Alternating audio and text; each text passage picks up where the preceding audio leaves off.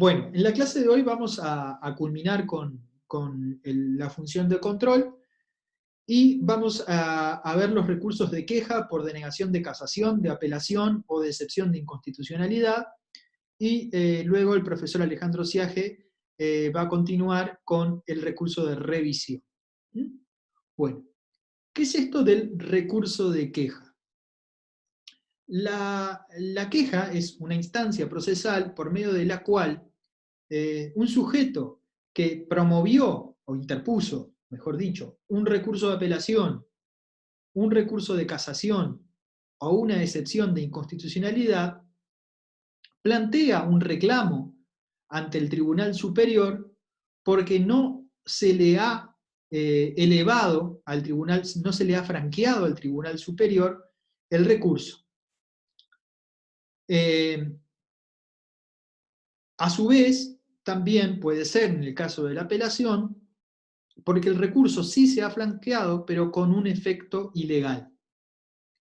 Era efecto diferido y se le dio efecto, era efecto suspensivo y se le dio efecto diferido. Era efecto no suspensivo, se le dio efecto diferido, o las distintas combinaciones que sean posibles y que la parte considere que le perjudican conforme al régimen legal. La doctrina discute, pero es un poco irrelevante que nos preocupamos de esto, si realmente estos son recursos o son otro tipo de instancia procesal, porque en realidad no son actos de impugnación que digan relación con un error de la decisión de fondo, ni tampoco con un error del avance procedimental originario, sino que dice es una impugnación por la no sustanciación de un medio impugnativo, o la sustanciación equivocada de un medio impugnativo. Y como sería un recurso relativo a un recurso, podríamos llamarle de otra manera. Y así lo hace en Argentina Alvarado Belloso, Humberto Vicenio Serra en México y en Uruguay Carolina Schuffer. Pero bueno, más allá del nombre que le pongamos, lo importante es que ustedes sepan que la queja es una instancia por la cual yo planteo una impugnación contra la decisión que erróneamente me negó la elevación de un recurso, que es el recurso de apelación o el recurso de casación o la excepción de inconstitucionalidad, o que me elevó la apelación con un efecto ilegal, con un efecto equivocado. Correspondía, los efectos de la apelación, lo repasamos, eran efecto no suspensivo, efecto suspensivo y efecto diferido. No suspensivo, la decisión se ejecuta a pesar de la apelación. Efecto suspensivo, la decisión no se cumple por virtud de la apelación. Efecto diferido es la apelación se termina efectivizando a posteriori si resultó sucumbido en la sentencia definitiva o si mantengo algún interés a pesar de no haber perdido en la sentencia definitiva. Con Alejandro habíamos visto el caso de las costas y costos en un incidente.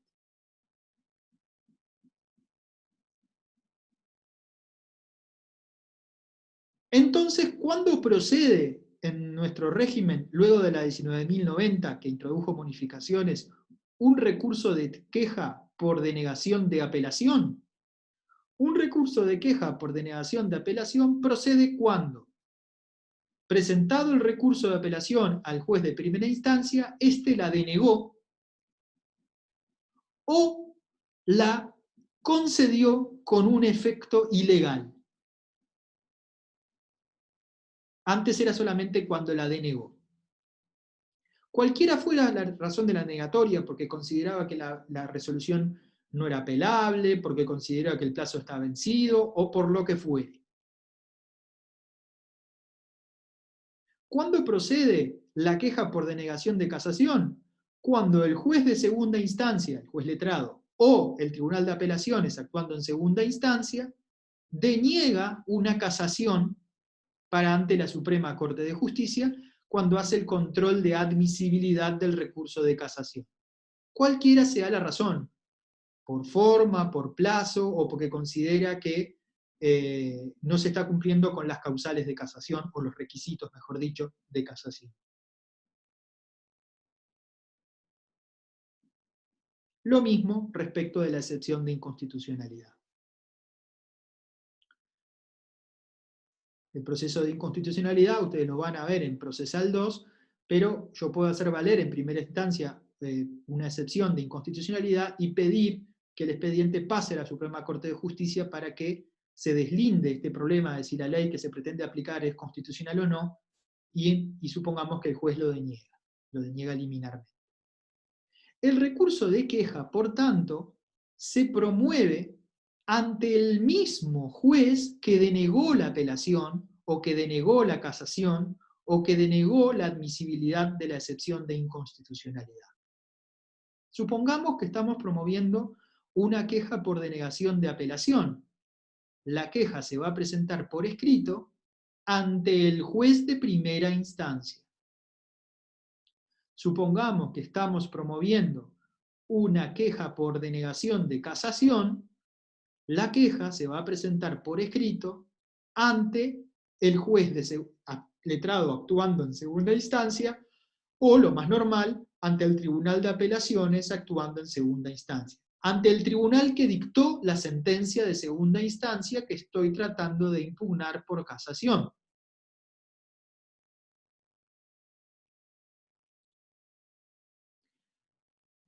Se presenta allí dentro del plazo de 5 días y el juez no debe realizar, el juez que recibe la queja no realiza un control de admisibilidad de la queja. No puede desestimar la queja sino más. El juez lo que debe hacer es realizar un informe que debe elevar al Tribunal Superior con las razones por las que consideró que el recurso era inadmisible. No el recurso de queja, el recurso que denegó, ya sea el de apelación, ya sea el de casación.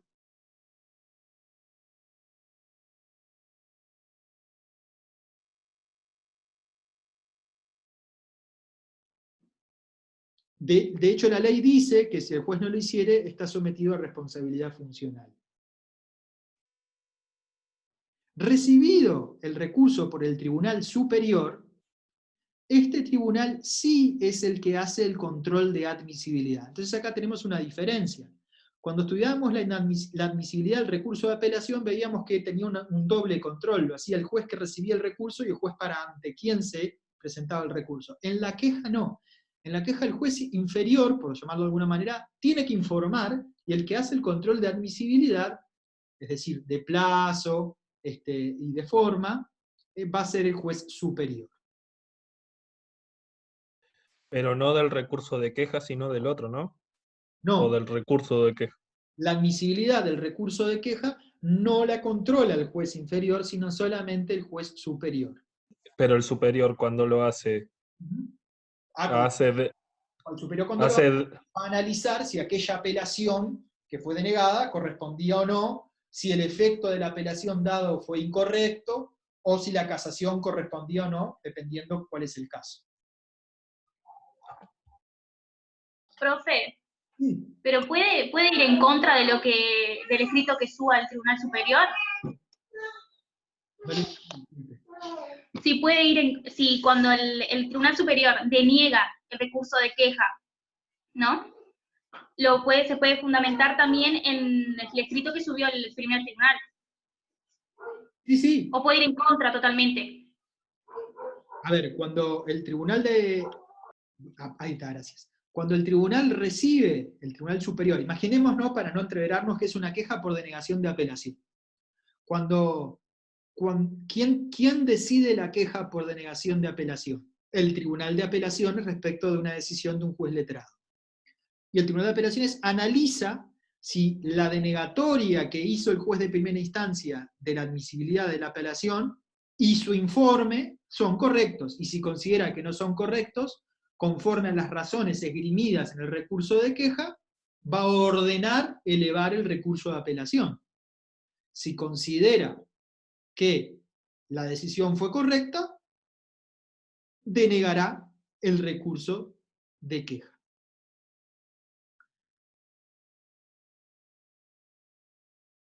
Es importante que sepan que cuando el Tribunal Superior recibe el recurso de queja, puede decidir la suspensión del proceso, del proceso que está en la instancia inferior, para decidir este asunto, pero es una facultad, no es preceptivo. Imagínense que era una apelación que claramente era con efecto suspensivo y el juicio está continuando, entonces, en primera instancia. Entonces es posible que el tribunal ya de primera diga, opa, esto lo tengo que detener porque la mano viene mal.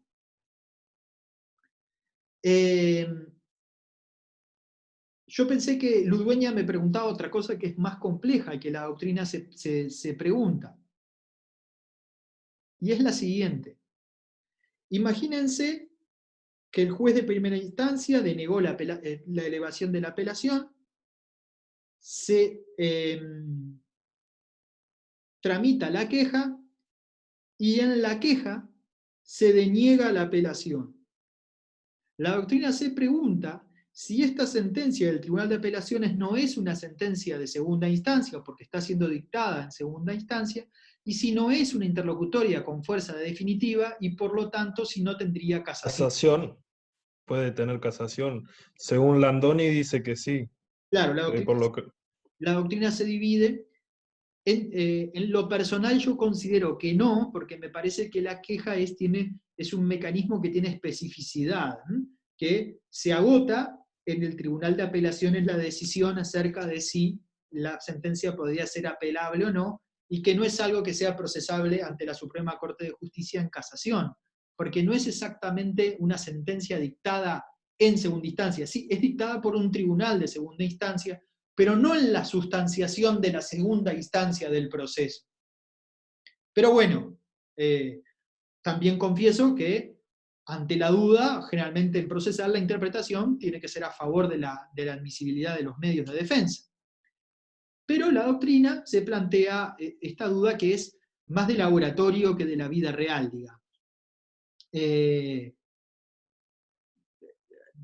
hecho, ¿cómo aplicaríamos todo el sistema? ¿Qué es confirmatoria sin discordia? Porque no es una apelación que se confirma, es una sentencia que está revisando la admisibilidad. Alguien puede decir, bueno, sí, es la segunda instancia de ese primer control de admisibilidad. ¿Es la segunda instancia o es la resolución del recurso de queja? Que es cosa distinta de la segunda instancia. Pero bueno, la duda está planteada. Otra particularidad, la ley 19.090 introdujo dos particularidades importantes. La primera, ya les dije, es que habilita la queja no solamente por la denegación del recurso de apelación, sino también por la concesión de un efecto equivocado, un efecto ilegal. Eso no existía antes. Otra particularidad que trajo la ley 19.090 es que dice que en caso de que el Tribunal Superior ampare la queja, diga, venga para acá con el recurso, o cambie el efecto del recurso de apelación originalmente dado, que en ese caso la parte contraria tendrá la facultad de interponer un nuevo recurso de queja.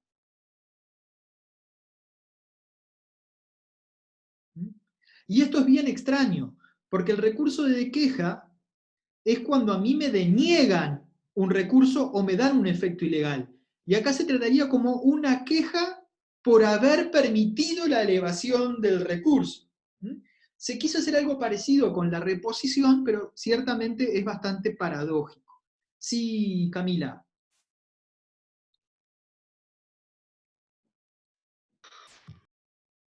Oh, hola. Una consulta, pero el efecto suspensivo o no suspensivo de un recurso es dado por ley, no porque yo diga apelo y quiero con recurso suspensivo, no. No, claro, lo que pasa es que a veces hay margen para la interpretación, porque depende, por ejemplo, ya sabemos que hay margen para interpretación a la naturaleza de las sentencias, y muchas veces el recurso depende de la naturaleza de la sentencia. Otras veces no hay solución legal y hay que, bueno, en realidad sí las hay, está por la naturaleza de la sentencia.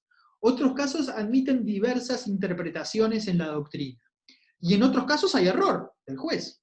Es un recurso para cuando usted considera que el efecto que le concedieron es ilegal. ¿Mm? Que la ley diga algo no quiere decir que los jueces no se equivoquen o que a veces no haya opinabilidad sobre cuál es el efecto de un recurso. Imagínense que a veces hay dudas acerca de cuál es la naturaleza de la sentencia y el efecto del recurso, la mayor de las veces, dice relación con cuál es la naturaleza de la sentencia, entonces hay cierto margen allí entre el ser y el deber ser, hay una cierta, digamos, una cierta tensión.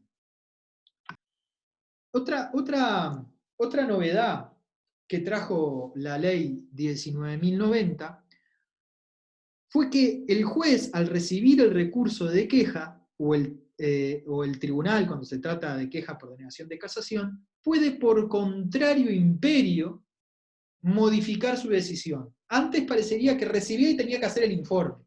Hoy puede recibir y decir, ah, no, me equivoqué, y puede cambiar la decisión. Pero contra esa decisión hay queja de la otra parte. ¿Mm?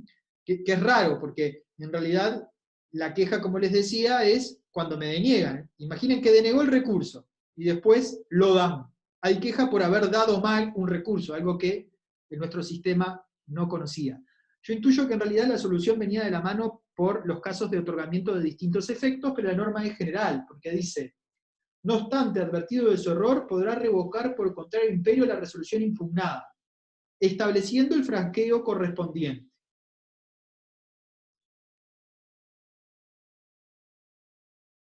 Y esto viene después de todos los casos de denegación o de efecto equivocado. En ese caso, la parte contraria al recurrente tendrá la facultad de interponer un nuevo recurso de queja, en cuyo caso el tribunal recurrido no podrá modificar la resolución adoptada. Entonces, para deslindar y que no queden dudas. Porque creo que se los dije mal hace un rato porque yo mismo me mareé. Cuando hay un recurso de queja y el recurso de queja es resuelto por el tribunal, la doctrina se pregunta si es posible hacer casación si la naturaleza fuera interlocutoria con fuerza definitiva, por ejemplo, si denegara el recurso. ¿Ok? Ahora, cuando se presenta el recurso de queja por denegación de apelación y el propio juez de primera instancia da vuelta a su decisión y dice, ah, me equivoqué, sí hay apelación, o me equivoqué, sí el efecto era otro, la ley para ese caso, porque yo se los dije mal hace un ratito, la ley para ese caso prevé la posibilidad de una queja promovida por la otra parte. Queja por haber otorgado una apelación que no debía otorgarse, o queja para que vuelva a definirse el efecto legal que yo considero que ha sido equivocadamente modificado.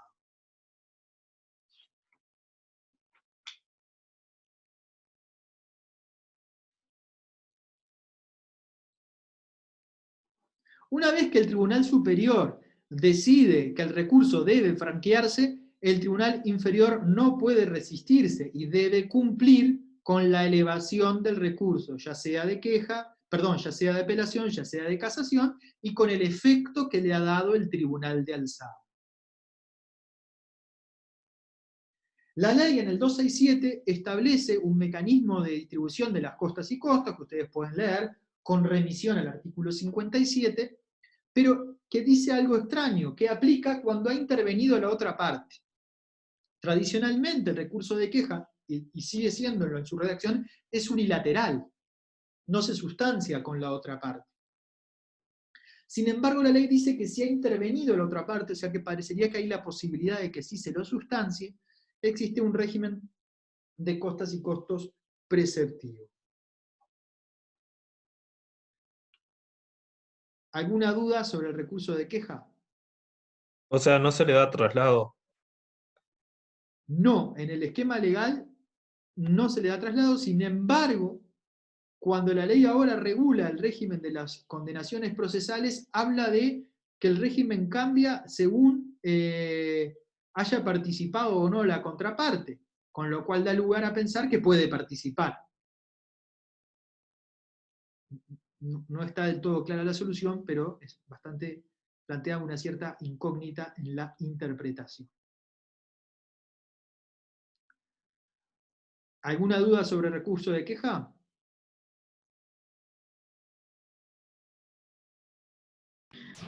¿Sí?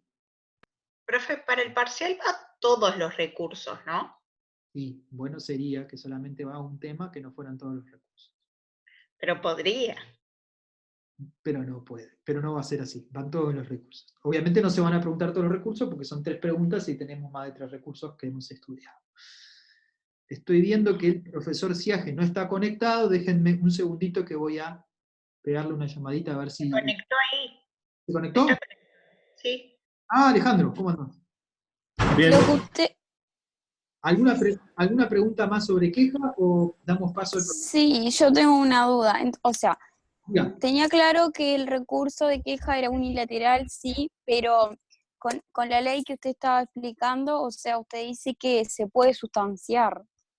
A ver, para profundizar, la norma del 267 plantea una incógnita, porque dice que las costas y costos se impondrán de conformidad al artículo 57 y beneficiarán a la contraparte siempre que hubiese tenido intervención. Y si usted mira, no hay posibilidad de intervención, porque el trámite es unilateral. Hay 2 posibles interpretaciones, que es posible hacerlo bilateral,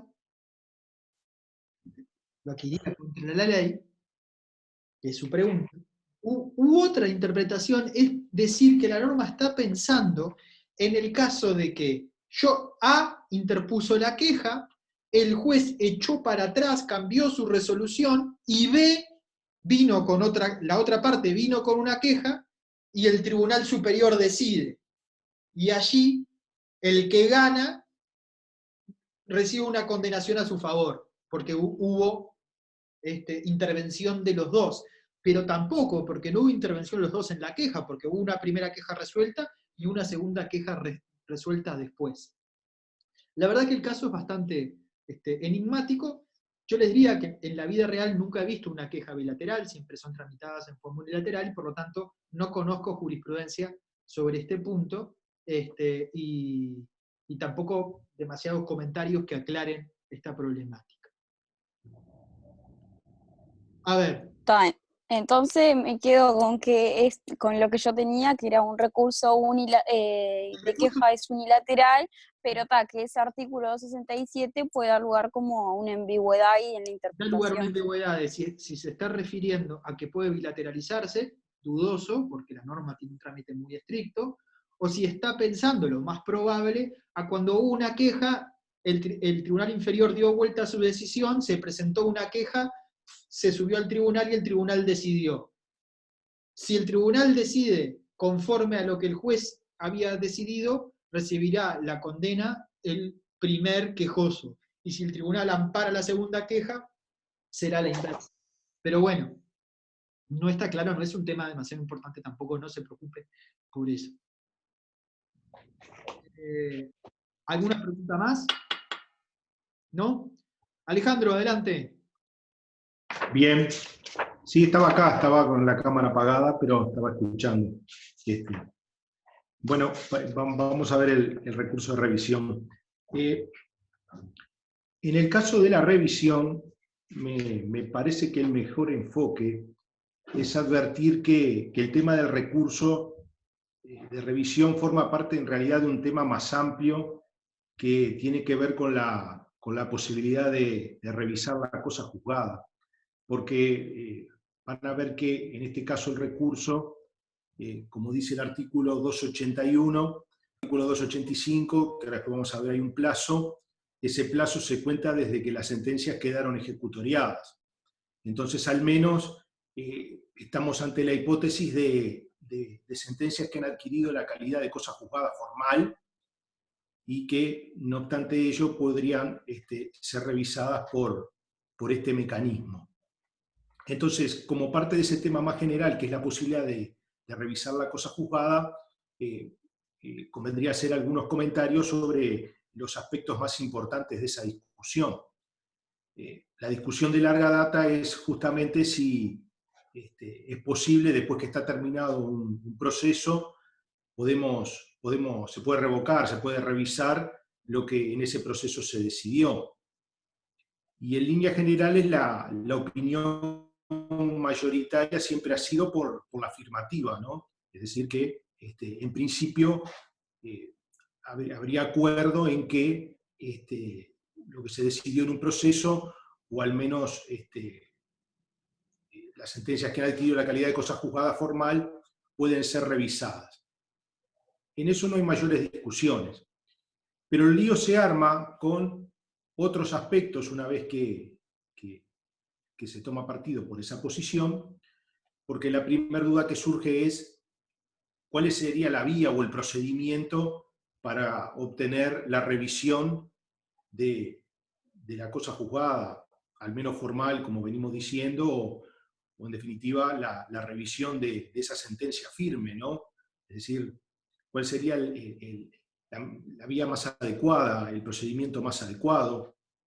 Entonces ahí, digamos, se abrirían varias posibilidades. Algunos dirían, y bueno, se puede promover un nuevo juicio, lo que podría ser una acción autónoma, un nuevo proceso, capaz que tramitado por la vía ordinaria, que tuviera por objeto destruir lo resuelto, destruir esa cosa juzgada, en definitiva revisar esa cosa juzgada.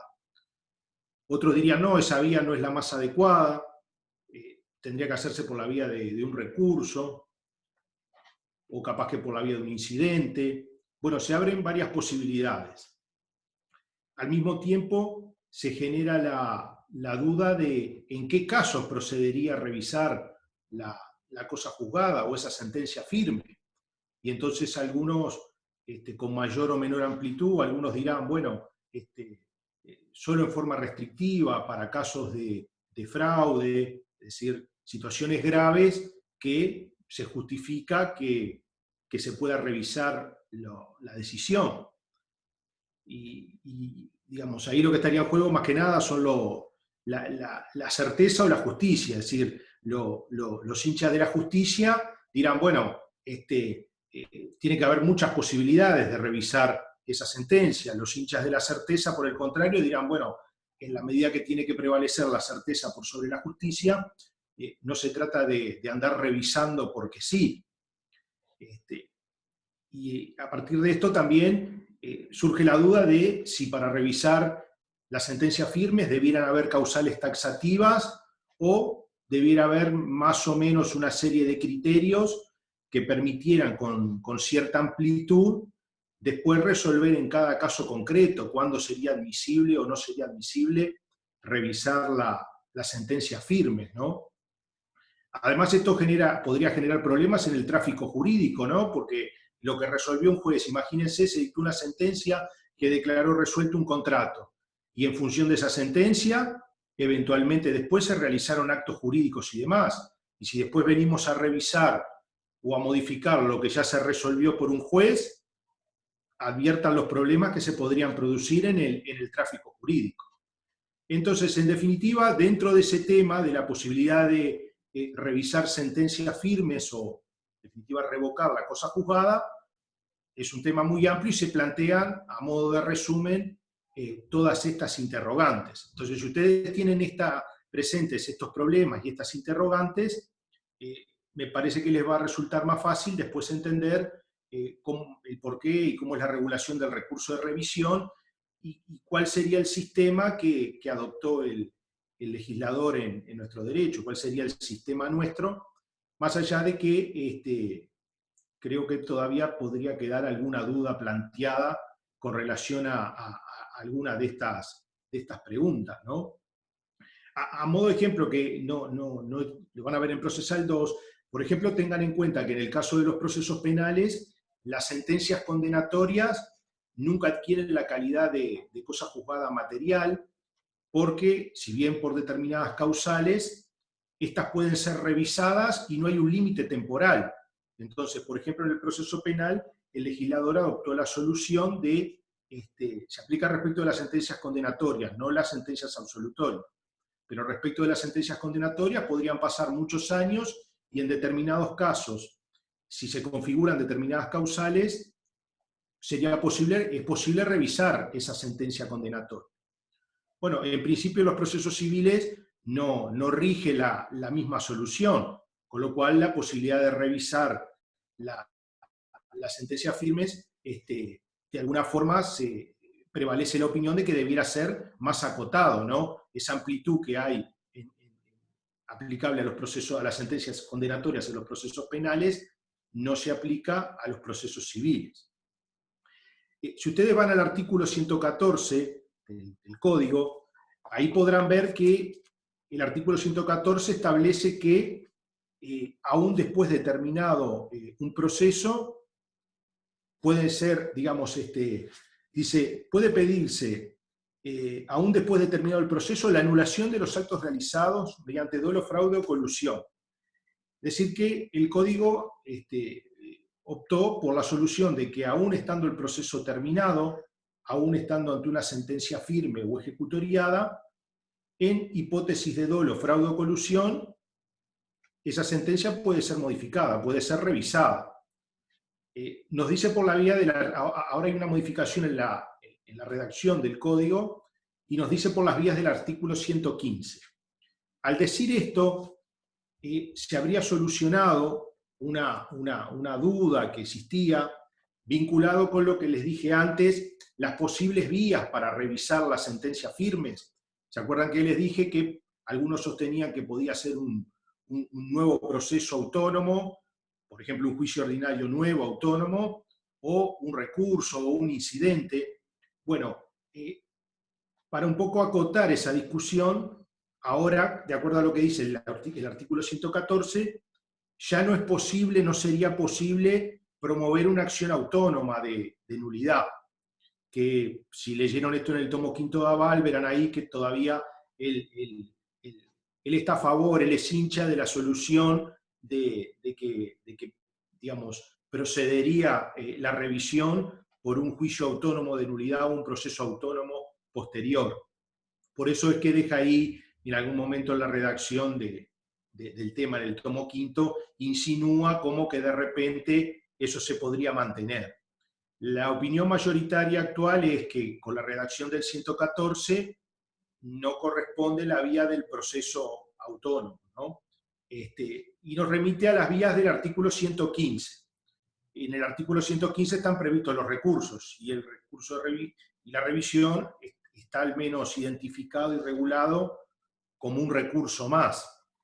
Con lo cual, en principio, la respuesta a cuál sería la vía para anular una sentencia por dolo, fraude o colusión, en principio la respuesta sería por la vía del recurso de revisión. Perdón, Ale, ¿se acuerdan sí. que esto lo habíamos visto cuando habíamos visto las vías de impugnación de la nulidad? Precisamente esto mismo que está explicando el profesor. Claro. Ahora después vamos a ver las causales. Lo que vamos a ver es que el recurso de revisión tiene una serie de causales que ahora se han ampliado. Esas causales son taxativas, y bueno, la duda que va a quedar planteada, después de ahora analizarlo, creo que ustedes lo van a poder también, se les bajen, van a comprender mejor la duda que queda planteada, en el sentido de qué pasa si vence el plazo de los 3 años para interponer la revisión. Si queda aún, digamos, fuera de esa hipótesis, de que vencieron los 3 años, si puedo pedir la revisión. Porque alguien dirá, bueno, no, mirá, la única vía que tenés para pedir la revisión de sentencias firmes es la revisión. Y si vencen los 3 años, o no se cumple o se adecua a alguna de las causales previstas, no tenés otra posibilidad. O habrá posiblemente alguna opinión que diga, bueno, pero el 114 me habla de las vías del 115, y en el 115.3 me advierte que puedo recurrir a la demanda incidental de nulidad cuando no haya sido posible interponerlo por vía de recursos. Y entonces ahí alguien quizás pudiera defender la posición de que aún después de vencidos los 3 años podría revisar la sentencia. Claro, pareciera que no, o sea, pero puede ser. La ley 19.090 quiso, de alguna manera, tomar partido y aniquilar a la acción autónoma. Pero lo que pasa, remitiendo a los recursos, en el 115. Pero lo que pasa es que cuando ya no tengo recursos, es posible todavía el argumento de que hay algo más, que es la vía incidental, que podría ser la acción autónoma. Pero en definitiva, Claro. es algo vicioso. Claro, en realidad el 114 hubiera quedado mejor redactado si cuando dice por las vías del artículo 115, en lugar de decir eso, dijera por la vía del recurso de revisión. Y entonces ahí no tendríamos ninguna duda de que, terminado el proceso, si se advierte que se produjo algún acto, digamos, la sentencia definitiva, en definitiva, está afectada por dolo, fraude o colusión, la vía sería el recurso de revisión. Y si te venció el plazo de la revisión, marchaste. No hay más discusión. Pero no quedó, lo quisieron mejorar, digamos, o resolver este tema en cierto aspecto, pero, digamos, quedó abierta esa posibilidad. No sé si por inadvertencia o qué, pero la duda queda planteada, porque dice por las vías del artículo 115. Vamos a ver ahora más detalles de lo que es estrictamente el recurso de revisión, y después hacemos quizás una conclusión, pero dentro de todo este marco, de las variables de este marco que les comentaba, es que aparece el recurso de revisión. ¿Quedó alguna duda con relación a esto que comentamos? El plazo entonces de la revisión serían 3 años. Ah, está. Ahora lo vamos a ver más en detalle. Quise darles como un pantallazo más general de esta cuestión de la posibilidad de revisar sentencias firmes, porque viene con toda una discusión en la doctrina, una discusión de décadas o de siglos. Entonces, a partir de esa discusión, después es que se produce, digamos, la opción del legislador por una solución específica y llegamos concretamente al recurso de revisión. Profe, En este caso, ¿sí? Entonces los procesos civiles no se revisan. Sí, se revisan, pero en principio se revisan dentro de ciertos límites. Es decir, la respuesta sería a favor de revisarlos, pero de acuerdo a cómo está regulado el recurso de revisión, tendríamos causales específicas y tendríamos un límite temporal. ¿Ah? Entonces ahora vamos a ver cuáles son los aspectos principales del recurso. Y podrá quedar por ahí alguna hipótesis que después la redondeamos, que pueda todavía mantenerse la duda de si fuera de las hipótesis del recurso de revisión es posible revisar las sentencias de otra forma o en otro momento. Lo concreto que respecto de la revisión es un recurso que procede contra sentencias definitivas y sentencias interlocutorias con fuerza definitiva. Así que procede contra definitivas e interlocutorias con fuerza definitiva. Y como dice el artículo 281, y se desprende también del artículo 285, esa sentencia definitiva o interlocutoria con fuerza definitiva tiene que estar firme, o tiene que estar ejecutoriada, o tiene que estar, de acuerdo a la posición mayoritaria de la doctrina, haber adquirido la calidad de cosa juzgada formal, porque ya no es posible impugnarla mediante recursos en el mismo proceso que se dictó, o bien porque ya se impugnó mediante esos recursos y ya fueron resueltos. ¿Tá? Así que esa es la primera característica respecto de las sentencias o resoluciones que pueden ser atacadas con este recurso. El 281 dice dictadas por cualquier tribunal, es decir, puede ser perfectamente una sentencia definitiva de primera instancia que nadie recurrió en apelación, por ejemplo. Es decir, no tiene por qué ser una sentencia de segunda instancia, como por ejemplo vieron en la casación. Puede ser perfectamente una sentencia de primera instancia, pero tiene que ser una sentencia firme. Existe un plazo para interponer el recurso. Antes era un plazo de 1 año, ahora se amplió a 3. Quizás ahí quienes promovieron la modificación de ampliarlo a 3 años estaban pensando o están a favor de la opinión o de la posición de que, bueno, vencidos los 3 años, ya no hay ninguna posibilidad de revisar la sentencia firme, ¿no? Entonces dijeron, bueno, vamos a ampliar el plazo de 1 año a 3 para dar una mayor posibilidad. Fenómeno. De acuerdo al artículo 285, el plazo de los 3 años se cuenta desde que quedó ejecutoriada la sentencia definitiva, la interlocutoria con fuerza definitiva, con 2 aclaraciones hay que hacer acá. Tenemos los 3 años. Ahora, de acuerdo al artículo 285.3, hay que tener en cuenta que si estamos dentro del periodo de los 3 años, hay a su vez otro plazo de 6 meses que se cuenta desde el conocimiento de la causal de la revisión. Así que yo, una vez que tomo conocimiento de la causal, no tengo la libertad de interponer la revisión a mi antojo durante el plazo de 3 años. No sé si se entiende. Es decir, hay un doble plazo. Hay un Entendí. plazo global de 3 años. Pero vamos a ver cómo dice el 285.3. Dice, tampoco será admisible la revisión transcurridos 6 meses desde que el recurrente hubiera conocido o debido conocer los motivos en que se fundare la misma. Supongamos que la sentencia quedó ejecutoriada y han transcurrido, vamos a suponer, 3 meses. Alguien dirá, bueno, tenés 3 años para interponer la revisión. Bueno, no estrictamente, ese es Te el quedan plazo 3 meses. posible.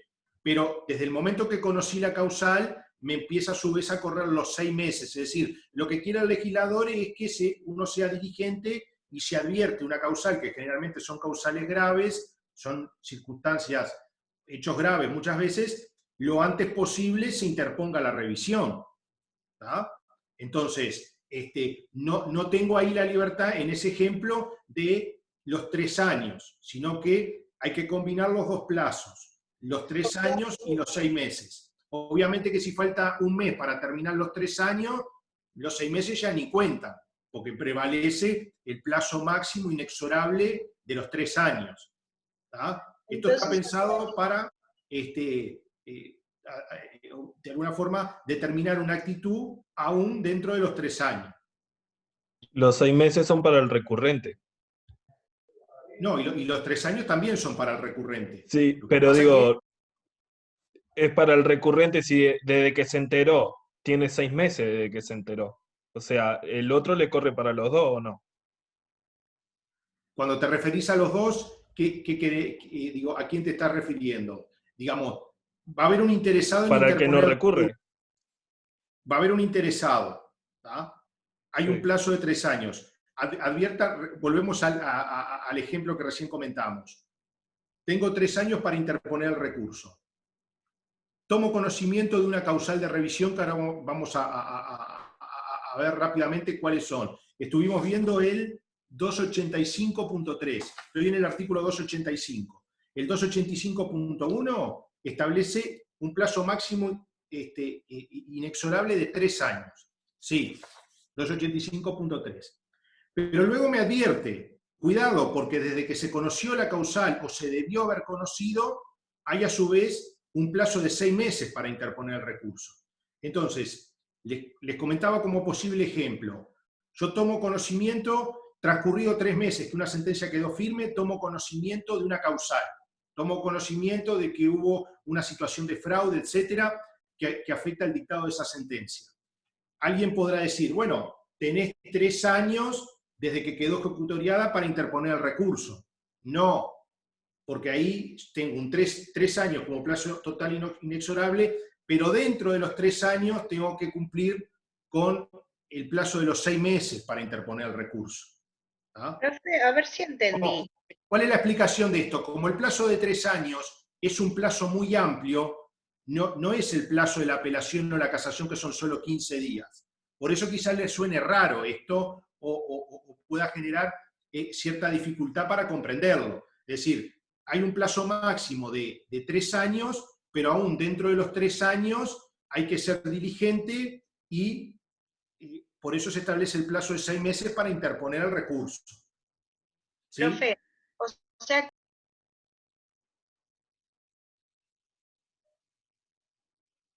Ahí no te estoy escuchando. perdón, Sí. tengo los 3 años, pero en los primeros 6 meses yo tengo que interponer el recurso. ¿Es así? No es en los primeros 6 meses. Lean cómo dice, ¿tienen el código a la vista? Vean cómo dice el código. Es fundamental apoyarnos en la lectura del código. Dice, tampoco será admisible, es decir, es como una doble condición. Tampoco será admisible la revisión transcurridos 6 meses desde que el recurrente hubiere conocido, debido conocer los motivos en que se fundare la misma. ¿Ah? Entonces, se combinan los 6 meses, se cuentan desde el conocimiento de la causal, y los 3 años se cuentan desde que quedó ejecutoriada la sentencia. ¿Se dan cuenta? El punto de partida es distinto. ¿Qué es lo que se busca en definitiva? Ser diligente, es decir, si yo tomo conocimiento de la causal y van corriendo solo un par de meses o 3 meses, que no presente el recurso cuando faltan 2 o 3 días para cumplirse los 3 años. ¿Tá? Es decir, el legislador lo que quiere es, en vez de decirme presentar el recurso cuanto antes, me dijo, bueno, tenés 3 años, pero cuando conociste la causal, dentro de ese plazo de 3 años, presentalo cuanto antes. El cuanto antes es, bueno, con un límite de 6 meses. Si yo conozco la causal vencido los 3 años, ahí ya no puedo presentar nada, porque el plazo máximo inexorable son los 3 años. Quédense con la idea que los 6 meses juegan dentro de los 3 años eventualmente. No logro entender, te juro, perdón. ¿No? Alejandro, Sí. en la economía del código, que una sentencia civil sea revisada es algo absolutamente excepcional y es algo no querido, porque ya estamos en la cosa jugada, en la máxima certeza.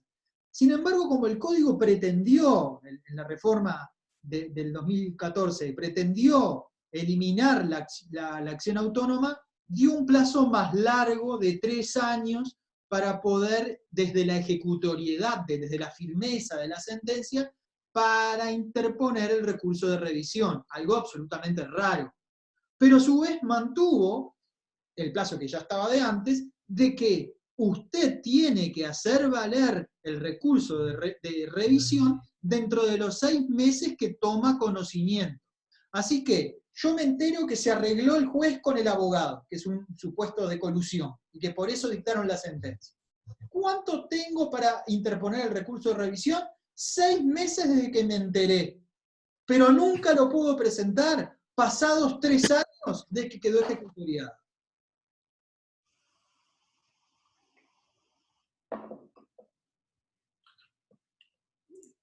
¿Quedó ahí? O sea que serían 3 años más 6 meses, o sigo entendiendo todo mal. Imagínense, para que no se confundan, si yo tomo conocimiento de la causal cuando van transcurriendo 5 años desde que quedó ejecutoriada la sentencia, ¿puedo interponer el recurso? No, no puedo, porque vencieron los 3 años. Si me entero a los 3 años y medio, a los 4 años, a los 5 o a los 10 años, a como está regulado el recurso, marché, ya no lo puedo interponer. Ahora, situate en la hipótesis que estás dentro de los 3 años, ¿no? Van corriendo los 3 años. X día tomás conocimiento de la causal de revisión, que ahora las vamos a ver. Fraude, encontraste un documento que lo habías perdido, etc. X día tomaste conocimiento de la causal. Estás dentro de los 3 años. ¿Cuál es el plazo para interponer el recurso? No es hasta el vencimiento de los 3 años, es en los próximos 6 meses. Ahora sí, gracias, perdóname. Porque cubrimos todas las posibilidades. Pasados los 3 años, y te tenés que situar dentro del plazo de los 3 años. ¿Ah? Si van 2 meses y medio, tengo como límite los 3 años, siempre 2 igual. meses y medio de qué? ¿De que quedó ejecutoriado o 2 meses y medio que conociste la causal? 2 años y medio, perdón, 2 años y medio. Bueno, el límite siempre... Ahí lo de los 6 meses se vuelve irrelevante. Pues si vas 2 años y medio, bueno, te quedan exactos los 6 meses. Pero si falta un mes para terminar los 3 años, olvídate de los 6 meses. Te queda un... Y es inexorable los 3 años. Quedó raro el código, cómo está esta regulación, pero se dan cuenta que se explica porque es un plazo muy amplio. ¿Tá? Entonces, si te enteraste al poco tiempo que se dictó la sentencia de la causal, no se quiso que aparezcas presentando el recurso a los 2 años y medio. ¿Tá? Por la gravedad de los hechos y a favor de la certeza, ¿no? Es decir, porque esa sentencia va a producir efectos en el mundo jurídico y no se quiere que 2 años después alguien aparezca con un recurso de revisión a decir, no, mire, esto era todo un fraude, ¿tá? Cuando pudo haberlo presentado mucho antes. ¿Tá? Quizás hasta el plazo de 6 meses capaz que sea hasta excesivo, capaz que habría que haber puesto 3 años en total, pero un plazo más breve para interponer el recurso. ¿Ah? Después, con el tema del plazo, hay una causal, esto es más fácil, hay una hipótesis donde algunas de las causales de la revisión exigen que sean demostradas por sentencia ejecutoriada. Es decir, ¿qué significa? tengo que promover un juicio aparte para demostrar la causal de la revisión. Por ejemplo, que una prueba fue declarada falsa, etc. Ahora lo vamos a ver un poquito mejor. Cuando eso sucede, el plazo de los 3 años, ahí sí queda suspendido. Porque de repente yo tengo que hacer un juicio de 2 años para demostrar que una prueba era falsa. ¿Y cuándo va a haber certeza de que la prueba era falsa? Cuando termine ese juicio. Y recién cuando termine ese juicio es que puedo interponer la revisión. Entonces, esto que estoy diciendo está en el 285.2. Es la otra hipótesis que hay que tener presente. El recurso en este caso se va a presentar ante la Suprema Corte de Justicia, es decir, es competente para conocer y decidir el recurso el máximo órgano jurisdiccional, y como les decía, está previsto para determinadas causales, es decir, en esos dos posibles escenarios de que establezco causales taxativas o dejo abierta la posibilidad de revisar las sentencias con mayor amplitud, se optó por la solución de las causales taxativas.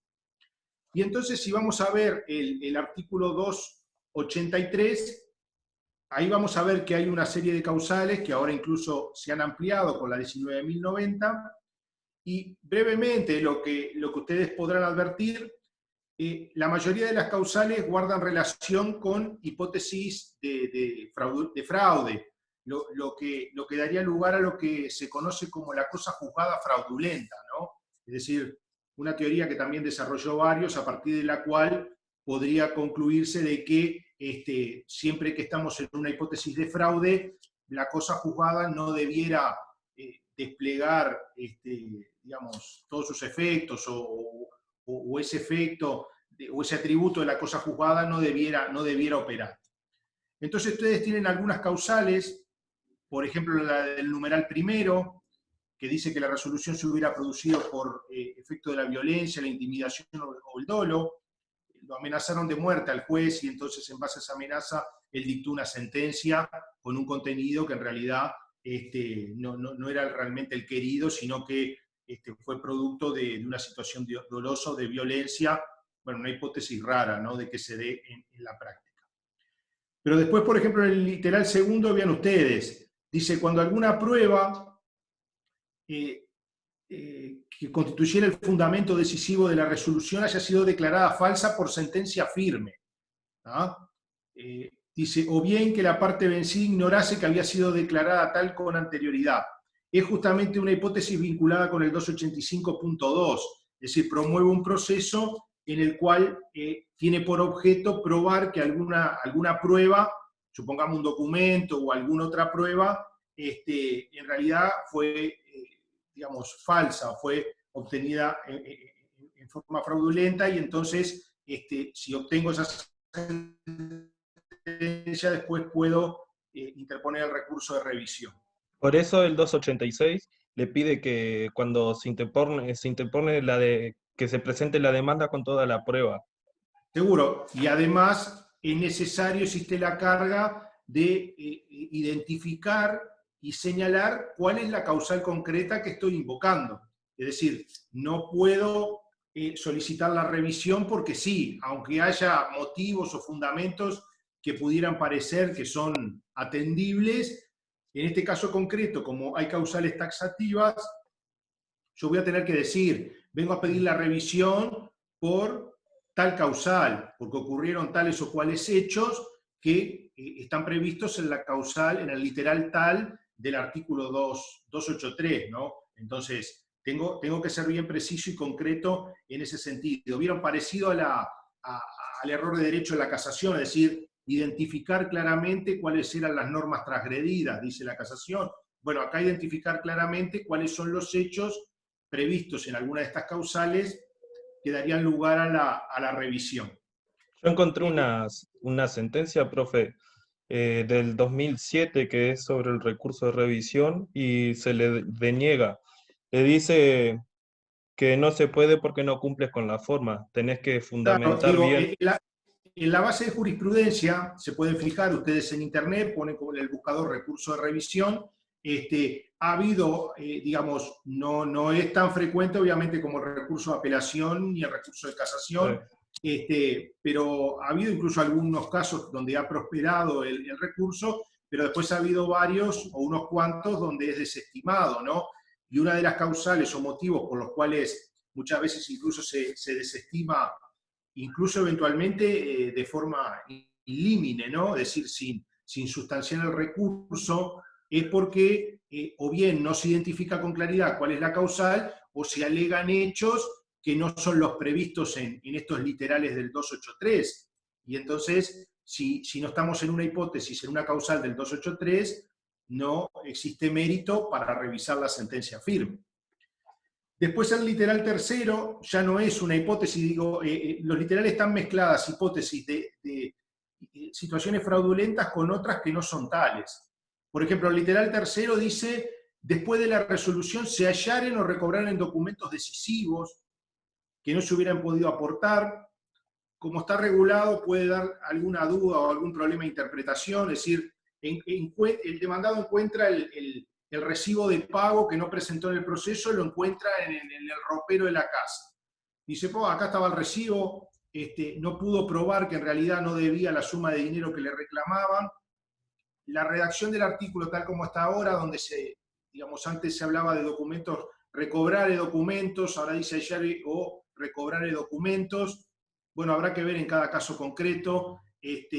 La redacción me parece que tiene cierta amplitud. Puede generar la duda de si se trataba de un documento que alguien con cierta diligencia pudiera haber estado en condiciones de presentar y no lo presentó, porque digo, capaz que no presenté el recibo porque me olvidé de presentarlo. O porque fui negligente y no me defendí adecuadamente. Bueno, O sea, puede generar la duda de si ese escenario es motivo para después plantear la revisión. ¿Sí?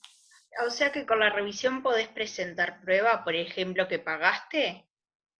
Y acá dice, se hallare o recobraren documentos decisivos que no se hubieran podido aportar al proceso. Si ustedes piensan en una hipótesis, bueno, como una hipótesis cantada y fácil, se me ocurría decirle, bueno, encontré el recibo de pago.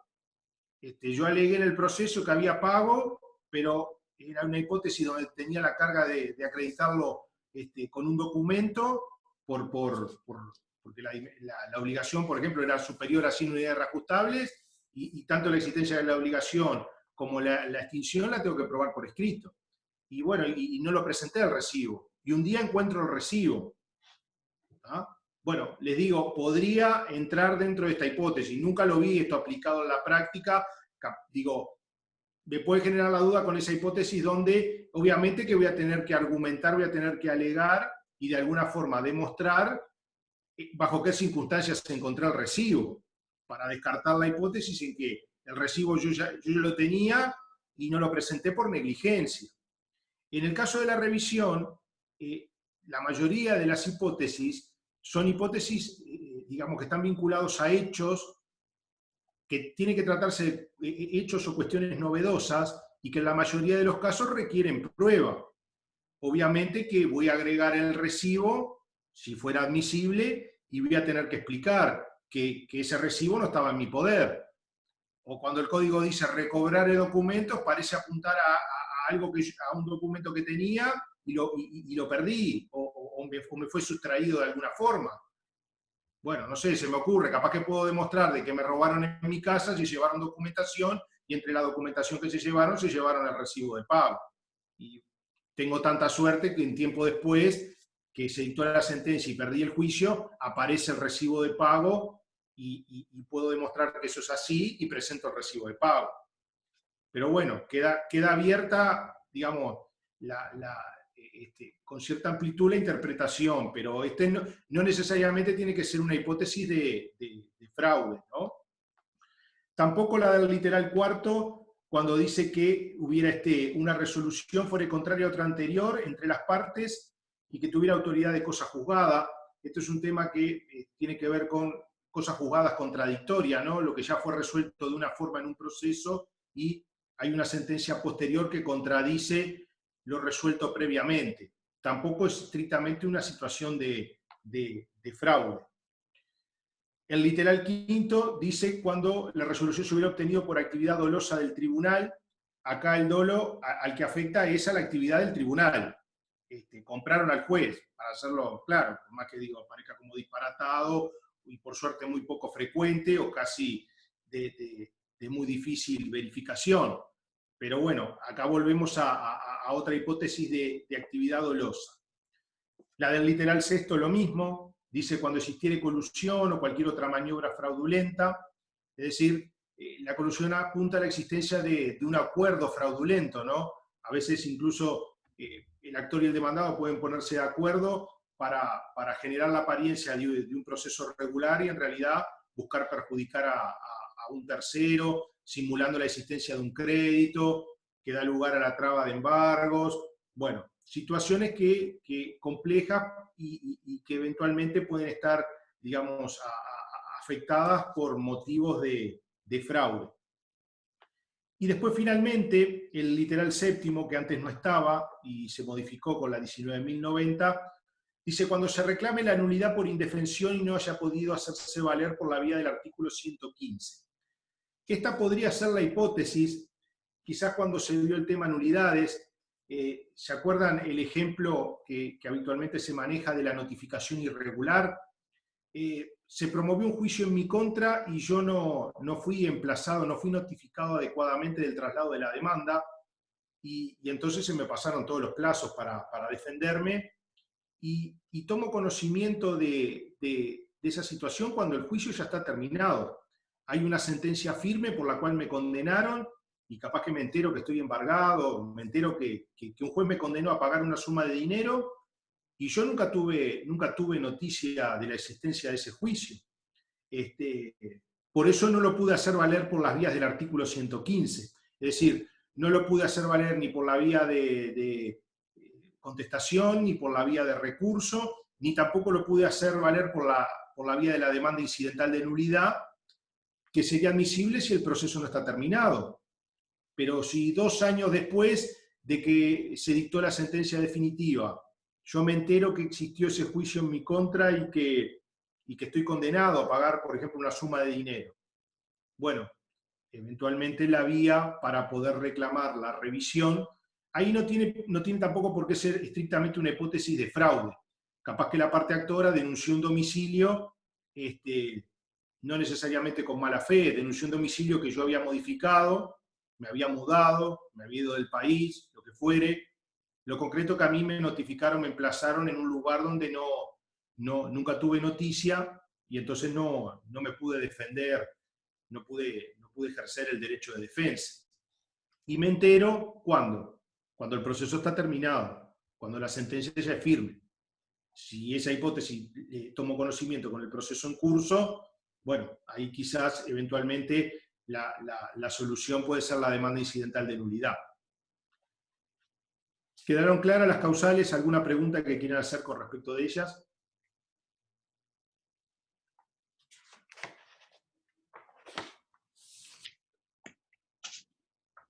¿No? ¿Ninguna duda?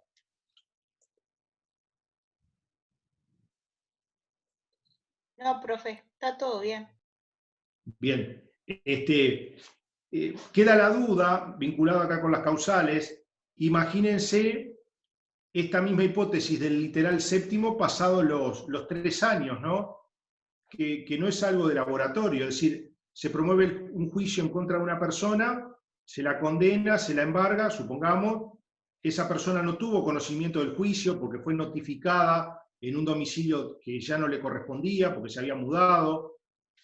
No tengo la menor duda que más de una persona que se ha ido del país debe estar en alguna de estas hipótesis, pero pasaron los 3 años, entonces, ¿se acuerdan? Volvemos a la discusión que les advertí al principio. Alguien dirá, bueno, pero es totalmente injusto. Supongamos que la persona tomó conocimiento de esa situación cuando ya transcurrió una década. Y bueno, si nos atenemos estrictamente a la letra a la regulación del recurso de revisión, marchó, perdió toda posibilidad ya de interponer el recurso, y bueno, y el legislador quiso que solo sea por la revisión y por estas causales, y con el límite temporal que está previsto acá, la posibilidad de revisar sentencias firmes, ya no va a poder hacer nada. o capaz que alguien dirá, bueno, no, es una hipótesis donde no se puede interponer ya el recurso de revisión, porque pasaron, capaz que, como les decía, se enteró 10 años después de esa situación, y capaz que dice, bueno, como el 114 dice que se puede hacer por las vías del 115, y ahí también está prevista la demanda incidental de nulidad, capaz que alguien puede sostener de que podría promover un incidente para demostrar que en realidad ese juicio debiera ser declarado nulo porque nunca tuvo la posibilidad de defenderse. Y entonces falta un presupuesto procesal en ese caso concreto. Vieron entonces cómo, digamos, aún habiéndose previsto causales y un plazo y demás, en determinados casos a todos nos puede surgir la duda de si aún es posible revisar una sentencia firme o eso ya no es admisible. Bien, poca cosa más. Dentro de lo que sería destacable, el recurso les había dicho se interpone ante la... ¿Sí? ¿Alguna duda? Sí, después de los 10 años, el ejemplo que pusiste, ¿es una teoría del proceso incidental o en realidad sí se puede hacer así? Bueno, no está resuelto, digamos, el hacerlo por la vía incidental, dije 10 años, como podía decir 8, como podía decir 16. Les puse un ejemplo. El ejemplo sería pasado los 3 años. Si estamos dentro de los 3 años, la vía sería, y es una de estas causales, y el ejemplo es, por ejemplo, el literal séptimo dentro de los 3 años, hay que ir por la vía de la revisión, porque si no, esto sería letra muerta, no tendría sentido. La duda queda planteada si ya vencieron los 3 años. Y entonces por eso ponía el ejemplo de 10, 5 o 16. Ante una situación que alguien va a decir, pero esto es totalmente injusto.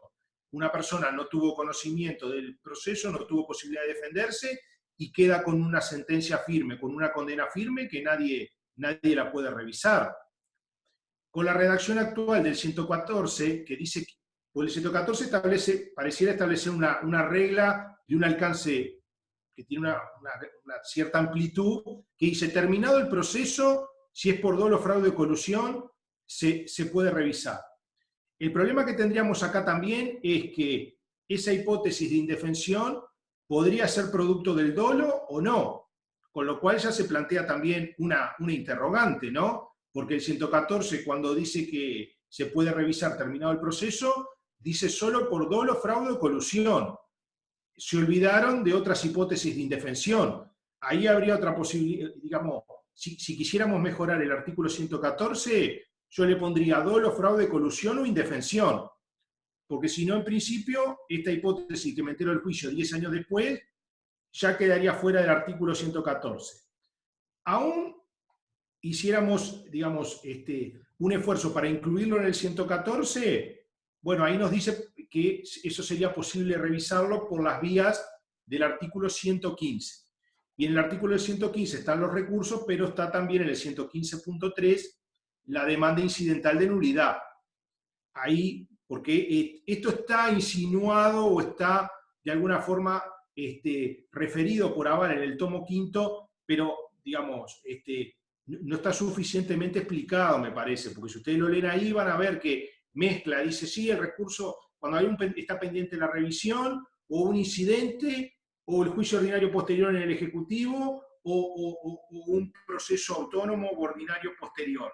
Pero no está explicado por qué es que se abren estas opciones. ¿Tá? Es lo que estoy tratando un poco de comentarles o explicarles. En función de esa redacción del 114, es que algunos dicen, bueno, si ya no podés ir por la revisión, anda por la demanda incidental de nulidad. Porque además el 115.3 dice, cuando no hubiera sido posible reclamarla por la vía de recursos. Entonces, capaz que alguien puede defender la posición de que está vencido el plazo, por eso no pude. Pero el gran riesgo es que prevalezca la opinión, que creo que seguramente será la mayoritaria, que diga, no, mira, tenés las causales de la revisión y tenés el plazo de 3 años. Pasaron los 3 años, marchaste. aunque en esa hipótesis de que me entero del juicio 10 años después, lo lamentamos mucho, pero la certeza prevalece sobre la justicia.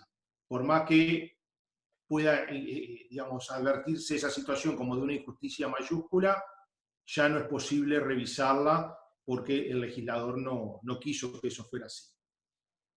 ¿Quedó la idea? Sí, gracias. Ahí está. Bueno, y entonces Además no se presenta... puede perjudicar a los terceros de buena fe, entonces... Bueno, pero ese es otro problema, digamos.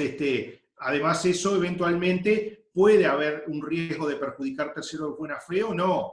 En Claro, pero... la hipótesis de que el juicio fue un cobro de peso, donde yo quedé con una condena y quedé embargado, bueno, ahí no hay una afectación eventualmente a terceros de buena fe, si posteriormente se dijera, no, mire, este juicio es nulo, y sí, usted tiene razón, tiene el derecho a defenderse y capaz que me defiendo y demuestro que no debo lo que me reclamaron.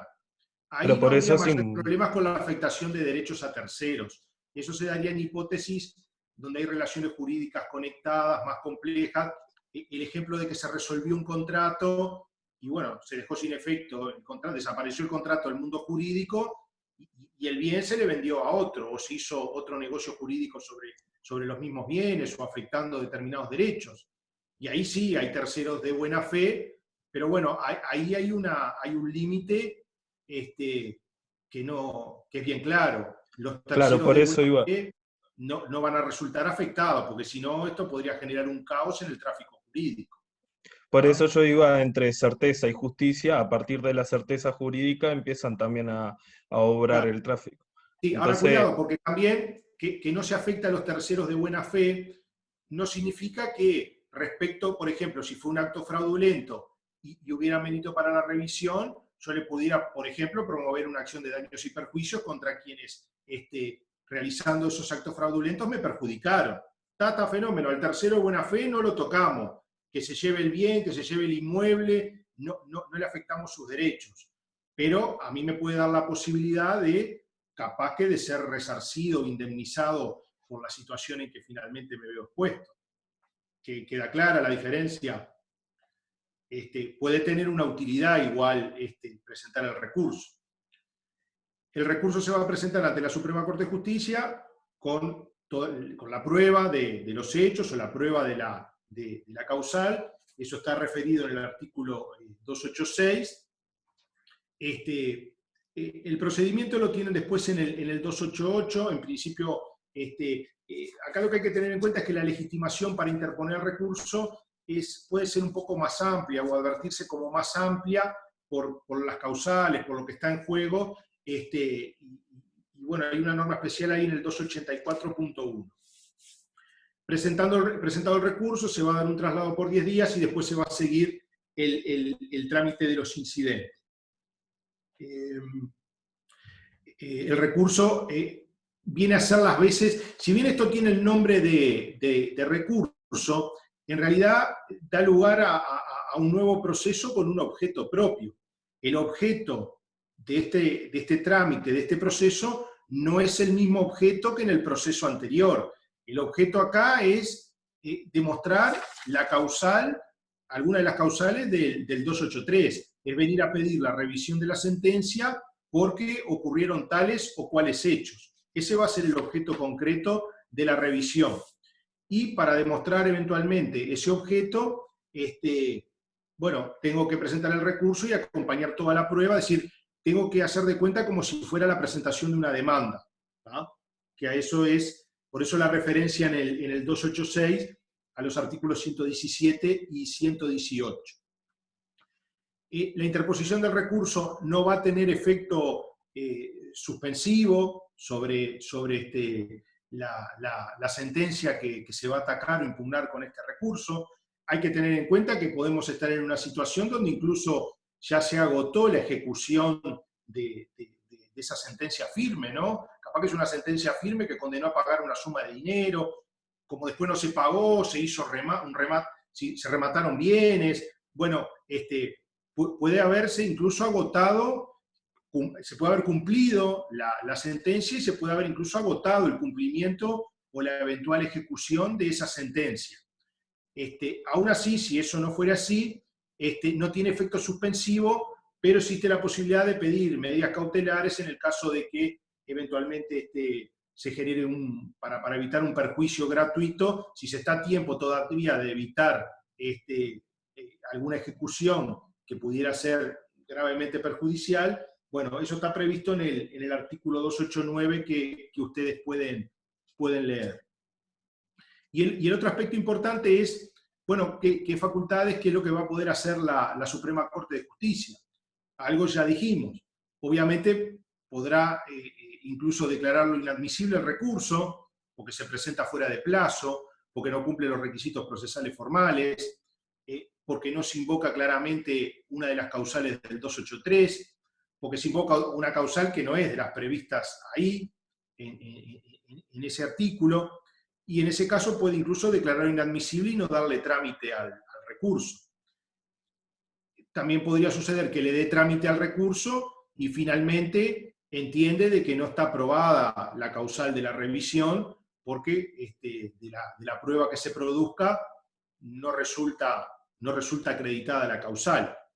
O puede finalmente suceder de que sí, de que entienda de que la causal que se invocó era correcta, que fue debidamente probada, y en ese caso va a revisar la sentencia. Aunque en este caso hay que tener en cuenta que las facultades de la Corte se agotan en revocar el fallo, es decir, va a declarar eventualmente, por ejemplo, la nulidad de ese proceso, total o parcialmente, o la nulidad de la sentencia, la va a revocar y no va a dictar una sentencia sustitutiva, sino que de alguna forma eso va a dejar abierta la posibilidad o para que eventualmente se tenga que hacer un nuevo proceso o no se haga ningún proceso, ¿no? Es decir, en los ejemplos que estuvimos mirando, imaginemos de que tomo conocimiento de la existencia del juicio dentro de los 3 años, ¿no? Y es una hipótesis de indefensión. Lo pruebo, el juez lo que va a hacer va a revocar esa sentencia condenatoria por la cual me condenaron a pagar una suma de dinero, y ahí se va a terminar el tema de la revisión. Eventualmente, capaz que el supuesto acreedor inicie otro proceso después, ahora sí notificándome correctamente o no. Por lo tanto, digamos, en principio la facultad de la Corte es, si considera que hay mérito, va a revocar total o parcialmente la sentencia firme y va a quedar, según las características del caso, abierta o no la posibilidad de que haya otro u otros juicios posteriores. ¿tá? Pero digamos, mediante esa declaración va a destruir la eficacia, sobre todo la eficacia imperativa de esa sentencia firme. ¿tá? ¿Quedó claro esto último? Y bueno, estamos en 7:28. He tratado ahora de abreviar algún aspecto, pero alguna duda que tengan, los escucho.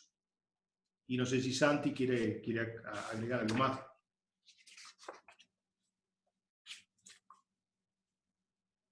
Si la Corte si la Suprema Corte de Justicia no admite el recurso, o sea, queda ahí, trancado. Sí, no existe, ya por las características, ante quién se presente, quién conoce en esta situación, digo, para ser claro, no existe queja por denegación de revisión. Si no admite el recurso, porque si ustedes incluso se fijan en la base de jurisprudencia, van a ver que cuando se da esa hipótesis, la resolución de la Corte es bien escueta, a veces bien cortita, porque dice, no se alegó claramente cuál es la causal, cuál sería la causal prevista en el artículo 283, o que fuera una hipótesis donde se alega la causal, pero está vencido el plazo, y bueno, la Corte entiende que vencido el plazo de los 3 años, o vencido el plazo de los 6 meses, como vimos hoy que funciona, no se cumple, lisa y llanamente lo declara inadmisible, y no tiene sentido tramitar todo el procedimiento que corresponde al recurso, ¿no? Sería como aquello de la demanda manifiestamente improponible, bueno, el recurso de revisión manifiestamente improponible, por hacerles un paralelismo para que quede claro. Martirena levanta la mano, Alejandro. Sí, que intervenga nomás. Yo no, la levantada de mano, yo no sé, debe ser un defecto mío, no logro verla acá, pero... No, porque estás desde el celular, ¿no? No, estoy en una tableta, desde un iPad. Ah, pero igual, funciona como celular, por eso. Ah, No podés verlo por eso mismo. Consulta, profe, ¿le puedo hacer unas preguntas sobre aclaración y ampliación antes de terminar? sí, no sé si para Santi o no hay No, problema, sí. no, para cualquiera de los dos. No. Porque tuve unas dudas mientras estudiaba, y son 4.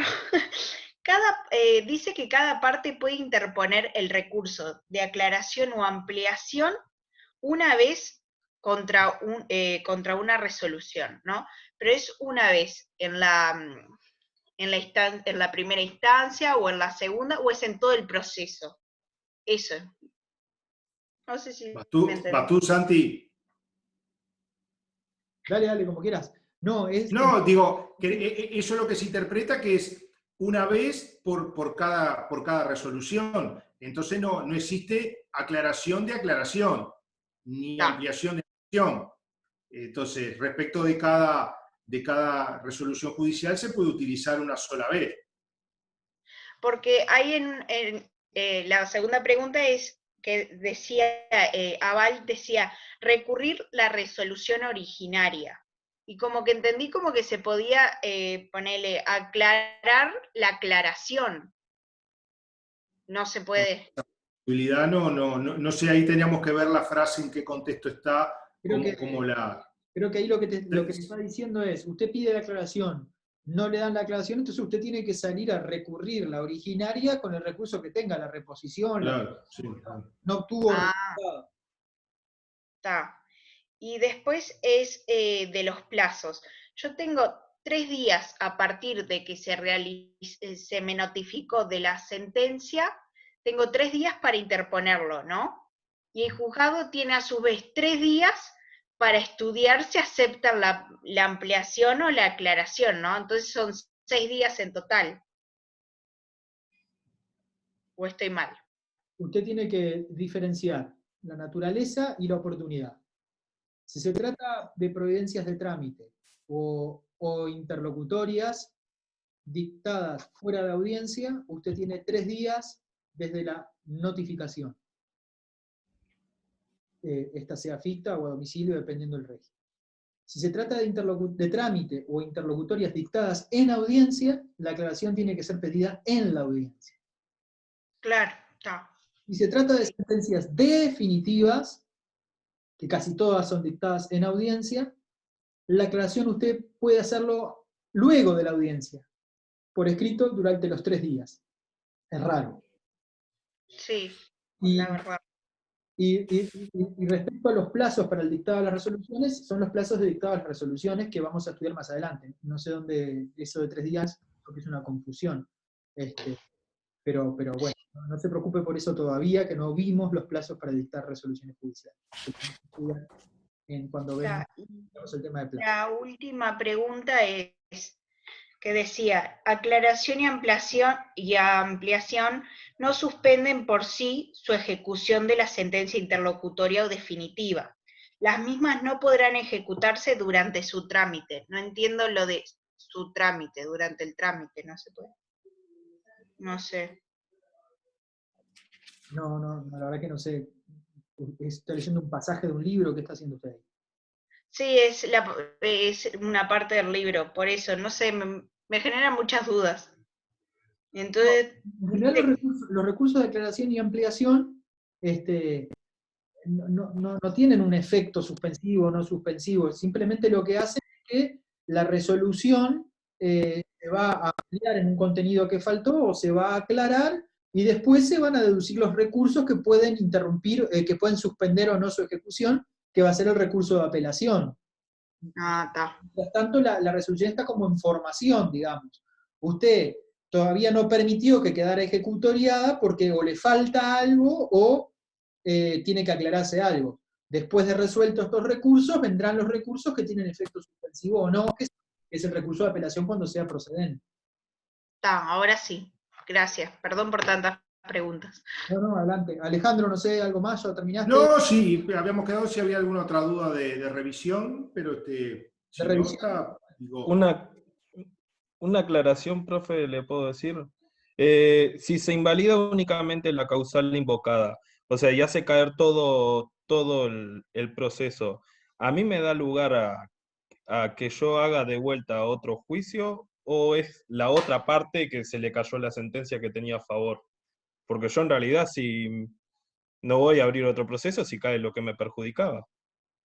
sí, está bien ese razonamiento que estás haciendo. Eso habrá que verlo en cada caso concreto. Si de repente, capaz que el ejemplo es sencillo y se destruye totalmente la eficacia de ese fallo, desaparece ese proceso y desaparecen todas sus consecuencias. O capaz que no, porque capaz que hay, digamos, por ese límite de no poder afectar a terceros de buena fe, yo no puedo volver, digamos, en los hechos todos los efectos para atrás y también habrá que ver la situación de quien fue actor en ese proceso original.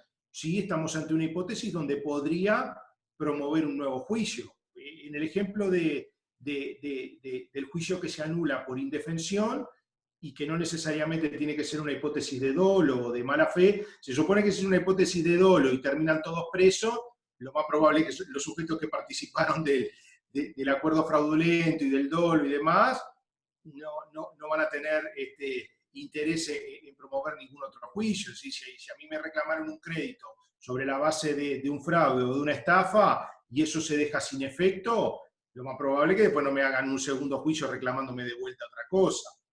Ahora, si es la hipótesis de indefensión, que no tiene por qué ser una hipótesis de fraude, porque puse como ejemplo que el actor denuncia un domicilio del demandado que se modificó, pero él no sabía.